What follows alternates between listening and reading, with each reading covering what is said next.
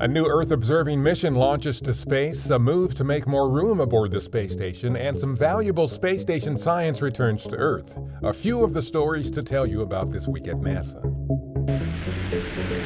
And liftoff. Liftoff of an Atlas V rocket and Landsat 9. On September 27th, our Landsat 9 satellite launched from Vandenberg Space Force Base in California. This joint mission with the U.S. Geological Survey will capture images of Earth from space that will be added to the nearly 50 years of freely available Landsat data researchers and officials use to monitor the health of Earth and manage essential resources. Learn more at nasa.gov/Landsat9. On September 28th, aboard the International Space Station, 3 crew members, including our Mark Vande Hei, relocated their Soyuz spacecraft from the station's Rosvet module to the brand-new Nauka multipurpose laboratory module.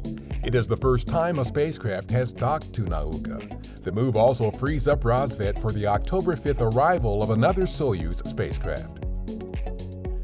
A SpaceX Dragon cargo resupply spacecraft left the space station on September 30th to return more than 4,600 pounds of supplies and valuable science to Earth.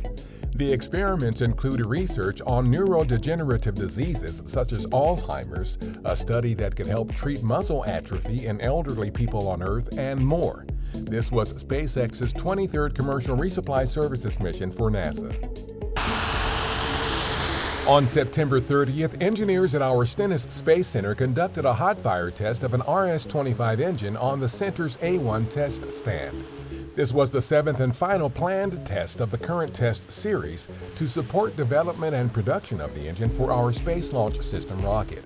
4 RS-25s will help power the SLS on future moon missions, including Artemis 1 targeted for later this year. For more details, visit nasa.gov/SLS. For the next few weeks, we will be mostly incommunicado with our fleet of spacecraft on and around Mars. This communications timeout happens about every 2 years during Mars solar conjunction, when Earth and Mars are on opposite sides of the Sun and can't see each other.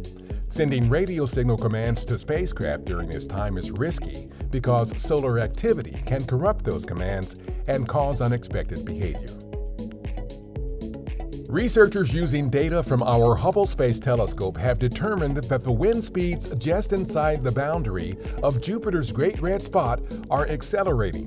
Their research shows that the average wind speed in this region of the storm increased by up to 8% from 2009 to 2020.